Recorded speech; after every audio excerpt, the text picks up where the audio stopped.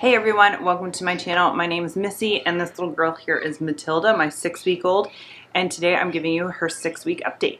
So she turned 6 weeks on Sunday and it is now Wednesday.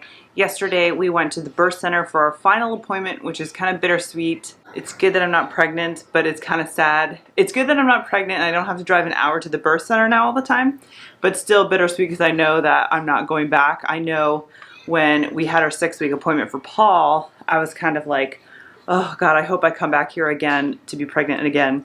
And I did, I was able to, but this little girl is our last baby. I'm gonna be 40 years old in a couple months, so we're done. But anyway, they gave her a full out checkup kind of thing and she is doing really well, except for her weight. So when she was born, she was 9 pounds, 4 ounces. And when we had our appointment before, I can't remember what she dropped to. I think it was like 8 pounds and like 11 ounces or something a few days later. And then when we went to the pediatrician, she was almost 2 weeks old and she had gone back to 9.4.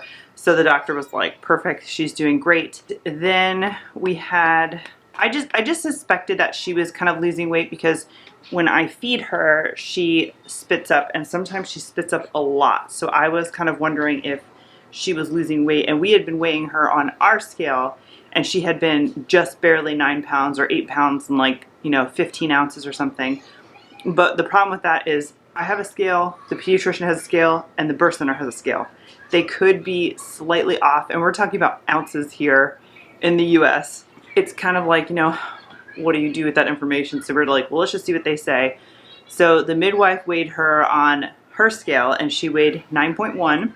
So again, she was 9 pounds, 4 ounces when she was born. 6 weeks later, she's 9 pounds, 1 ounce. So they want them to be gaining weight, not losing weight. So here's what I think it has to do with 2 things.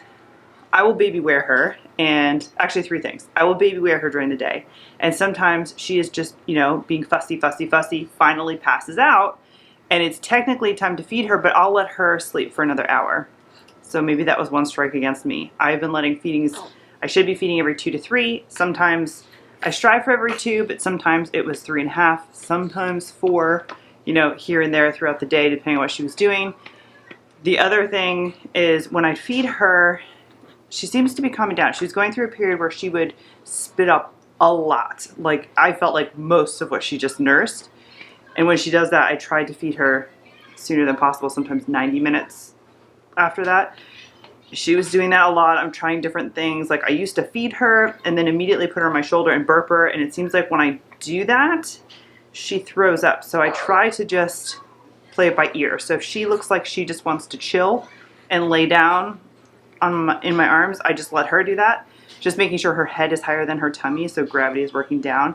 If she's really fussy like she is now, I'll put her on my shoulder and burp her and see what happens. And then sometimes she throws up like an hour after I fed her. So I'm going to talk to the pediatrician about that. My mom gut just says it's kind of normal spit up, but let's see.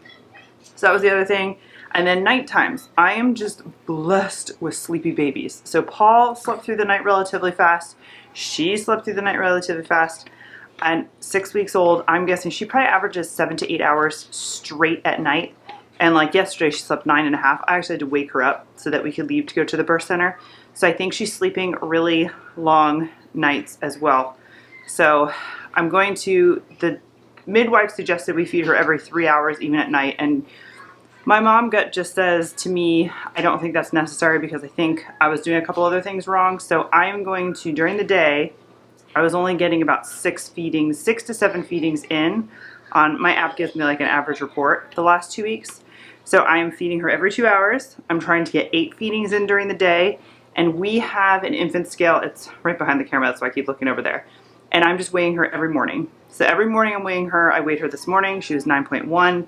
And the more data, the better. So I'm going to try that for a week and see what it does. And I'm going to still let her sleep at night for 7 hours because a couple reasons. For me, I feel like I just don't want to wake a sleeping baby. I feel like they need the sleep.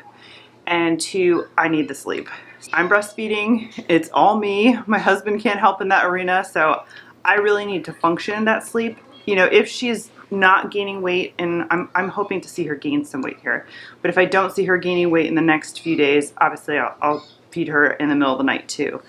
But that seemed to be the only issue that we had at the 6-week appointment. A lot of it was just talking with the midwife. So she was talking to us and asking us how Paul's adjusting, and she felt my ab separation, said it felt a lot better, but to still work on core exercises. I told her that I was working on trying to find a pelvic floor PT, and she was like, awesome, do it. So I'm going to try to do that. I told her that I was doing my Kegel exercises, trying to do it more regularly. I have an app on my phone. I'll try to share it here if I can remember.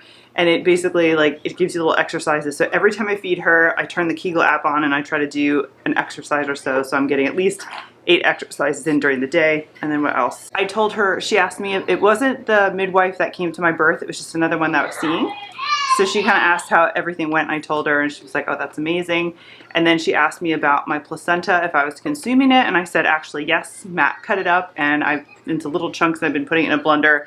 Her eyes lit up and she was like, that's amazing. So she was saying she believes the benefits are better raw like that versus encapsulated. So that was kind of cool.